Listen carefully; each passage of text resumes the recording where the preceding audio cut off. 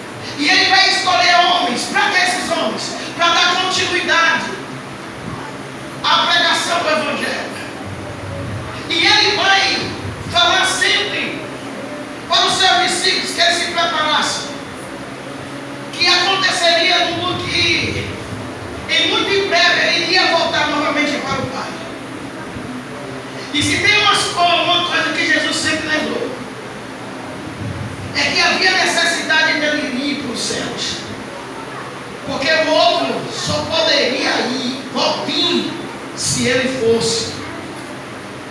Quando Jesus está ensinando os discípulos, lá no livro de João, no Evangelho de João, no capítulo de número 14, onde foi citado aqui nessa noite, a gente vai ver que os discípulos, quando recebem a mensagem, Jesus dizendo que voltaria para o Pai, eles começam a ficar com o coração turbado. E é por isso que Jesus, conhecendo o coração dos seus discípulos, vai dizer: não se turbe os vossos corações.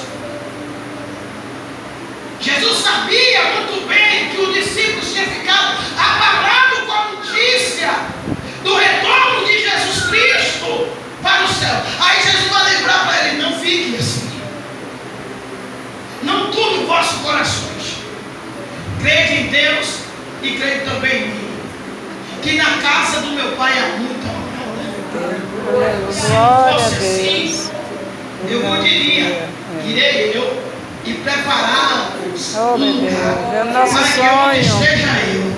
esteja em vós também. Aleluia. Jesus está dando uma garantia para o discípulo: Glória a eu Deus. estou indo, mas eu vou voltar. Aleluia! Então o que é que Jesus vai fazer? Vai preparar esses homens. Só que esses homens, para dar continuidade na obra, não podem ser homens naturais. Não pode. Tem que ser homens que tenham experiências espirituais, homens que sejam cheios do Espírito Santo, homens que dêem exemplo, homens que arabacanto recebem. Aleluia! Homens que deixam inspirar o som de Deus na vida deles. Para quê? Para que aconteçam algumas coisas, para que as pessoas entendam que eles são homens não naturais, mas homens espirituais. E Jesus vai dizer uma coisa: ó, eu vou para o Pai, mas o Consolador ele vai descer. Glória! Para que ele desça, é necessário que eu vá. Vai acontecer algo de surpreendente, porque para que todos venham receber a graça, precisa algo acontecer. E o que vai acontecer não é no céu, amigo. Não é no céu, pastor. Não. Tem que acontecer lá dentro do cenáculo. Tem que acontecer lá dentro, aonde, aleluia, o sacerdote fica. Por quê? Porque lá dentro, aleluia, tem um véu. E este véu é o que fazia separação. Era o que fazia separação. Nem todo mundo poderia se aproximar de Deus, porque o véu separava. Aí a Bíblia vai dizer que no dia que Jesus está lá no Gólgota, que ele entrega a alma dele a Deus e o Espírito a Deus, o texto vai dizer que a cabeça de Jesus tomba. Oh glória!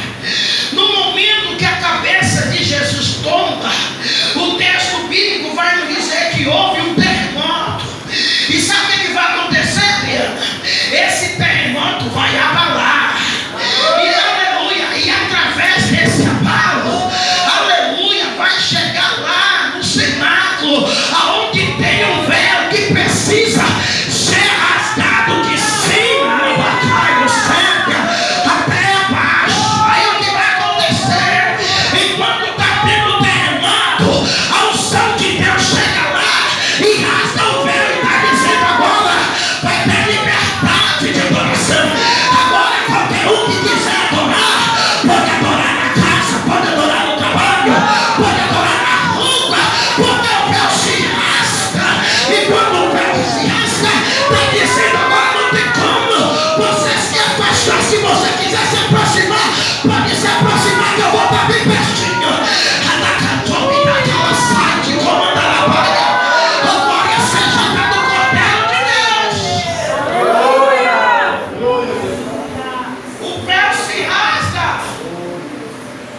Aí há o livre acesso Amém. Glória a é dado Deus. para todos. Aleluia. E Jesus, ele vai dar as últimas instruções e dizendo para eles: fica em Jerusalém, até que do alto seja revestido de poder. Por quê? Porque aquilo que era barreira entre vocês, agora já não existe mais. O que era impedimento para que você se aproximasse de Deus, agora não tem mais nenhum impedimento. Agora a sua adoração, você pode adorar em qualquer lugar. O momento que você quiser falar com Deus, você pode falar em qualquer lugar. Mas fica em Jerusalém. Sabe o que vai acontecer? Jesus termina de dar as últimas instruções e de repente eles começam a ver que Jesus começa a subir. Jesus sobe, eles começam a ver. Quando Jesus desaparece pelas nuvens, o texto vai nos dizer que dois varões vestidos de branco, vai olhar para ele e vai dizer: por que vocês ficaram tristes? Vendo esse Jesus que está indo, subindo, vocês têm que se alegrar, porque do mesmo jeito que vocês estão vendo ele subir, vocês também vão contemplar ele descer. Amém. Maranata, glória a Deus. Louvado seja Deus. Vem, Senhor. Aleluia, ao tabernáculo ou o cenáculo de oração que está em Jerusalém. No momento que eles entram para buscar a presença, o texto vai nos dizer que tem aproximadamente 500 homens lá dentro. 500. Mas sabe o que vai acontecer? Quem sabe eles acharam o seguinte: na hora que os 500 para poder entrar, nós iremos receber de imediato. Isso. Porque tem gente que é muito apressada. Quer as coisas que Deus faça. Ora hoje, já quer que Deus responda hoje, já quer que Deus faça assim hoje. mesmo. Tem gente que ora, nem bem terminou a oração, já quer ver que Deus fale, que Deus faça, que Deus realize. Não, irmão. Ele vai dizer lá no livro de Eclesiastes, capítulo 3, que é um tempo determinado para todo propósito debaixo do céu. Amém. Louvado seja Deus. 500 homens estão reunidos. E outra coisa, são todos que têm conhecimento dessa promessa. Todos os 500 faziam parte, estavam lá em busca do mesmo propósito. Só que tem um grande detalhe, irmãos. Jesus estava com os discípulos 40 dias, sim ou não? Depois da ressurreição. Sim. Sim ou não, irmãos? Sim. Isso. Jesus sobe. Jesus chega lá diante de Deus e começa a ser intercessor, a interceder e dizendo: Pai, derrama. Passou um dia e o derramamento não aconteceu. Aí Jesus continua dizendo: Pai, derrama hoje. Passou o segundo dia, aí não teve nenhum derramamento. Sabe o que vai acontecer? 380 homens retrocedem. Foi. 380 decidem voltar atrás. E aí não aconteceu nada. Então eu preciso retornar. Permaneceram firmes 120 homens, dizendo: daqui eu não saio. Aleluia. Daqui ninguém me tira. Eu já sei que o véu foi rasgado e a qualquer momento vai ser derramado, porque foi profetizado. Jesus nos alertou. Então eu só saio daqui depois desse derramamento.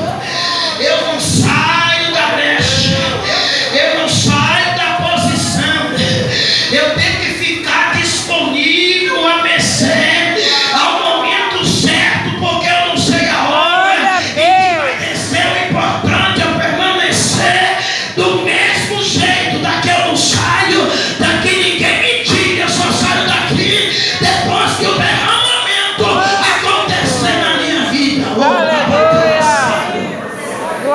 Deus. Só, queridos, que nessa festa é mais conhecida a festa do Pentecoste. E Pentecoste, pastor Noel, quando eu comecei a pregar, eu pensei que era aquele mistério, sabe? O povo levantou o pé, eita glória! Aquele manto, mas quando a gente começa a estudar, o Senhor começa a abrir a nossa mente. Pentecoste não é nada mais nada menos do que o número 50. É. Por quê? Porque era 50 dias de festa após as primeiras festas do pão e asas, as outras festas que tinham. Depois disso tinha essa festa de 50 dias. A Páscoa. Jesus passou 40 dias depois da ressurreição. E Jesus vai clamar a Deus no período de 10 dias. Somente 10 dias de espera. E teve gente que retrocedeu. Teve gente que voltou atrás. Teve gente que não aguentou esperar. Mas teve os remanescentes que disseram: daqui eu não saio. Daqui eu não saio. Existe um momento da nossa vida que às vezes as lutas, as provas, as situações difíceis quer tirar a gente da posição a qual Deus havia nos colocado. Mas é necessário você ter em mente, aleluia, você abrir a sua mente e você entender que o Deus que te chamou, Ele é o Deus que te garante em qualquer situação. Aleluia! 12 homens permaneceram firmes e constantes. Aqui no capítulo de número 2 do livro de Atos dos Apóstolos vai dizer: aleluia, cumprindo-se o dia de Pentecostes, ou seja, 50 dias, estavam todos concordantemente no mesmo lugar, e de repente veio do céu um som como de um vento veemente e impetuoso, e encheu toda a casa em que estávamos assentados, e foram vistas por eles línguas repartidas como de fogo, as quais pousaram sobre cada um deles. Aleluia! Aí o que é que vai acontecer? 120 homens, no meio desses 120 tem 12 discípulos. Um olha para o outro e diz: eu não saio. Aí Pedro olha para Tiago e diz: Tiago, e aí, meu filho, vai sair? Não, saia. Aí quem sabe um olhou para o outro e começou a dizer: não, toda a palavra que Jesus falou sempre foi verdade.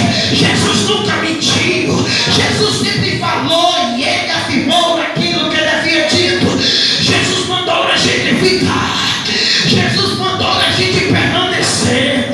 Jesus disse que nós iríamos ser revestidos. E eu só saio daqui depois do revestimento acontecer na minha vida. Aí de repente estamos sentados como está aqui os irmãos, e de repente começou a soprar um vento veemente, impetuoso. Irmão, quem é que tem condições de decidir que tipo de vento está soprando? Se não for alguém que tenha unção, a graça de Deus. Alá, Eusébia, alá, Bacandará, Xandarai. Aleluia, a gente sabe que o vento passa, mas você não tem como decidir se ele está impetuoso. Aí a seca seria veemente, mas uma coisa eu vou dizer: eles começaram a identificar qual era o vento que estava soprando dentro do tabernáculo. E não era um vento normal, não era um vento qualquer, mas era Jeová dizendo: eu estou chegando com a presença, eu estou chegando com o céu, eu estou chegando com o revestimento. E eles começaram a ver e perceber que esse vento não era vento terreno, mas era vento do Espírito Santo, que estava já começando a soprar.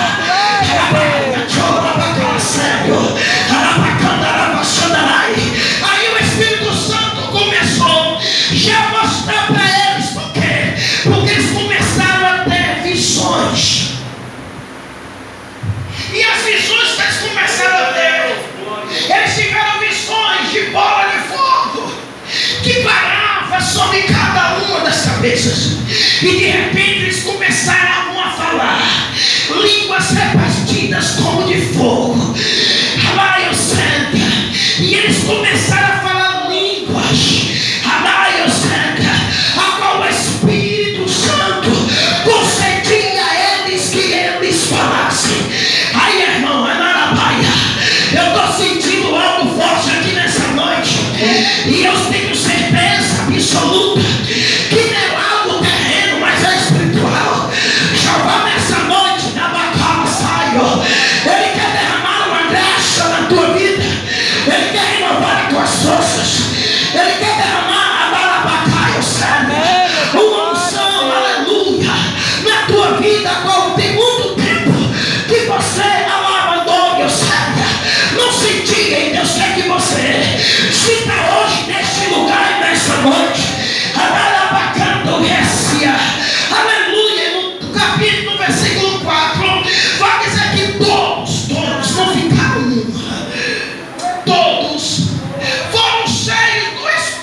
Santo, foram batizados com o Espírito Santo e começaram a falar em outras línguas.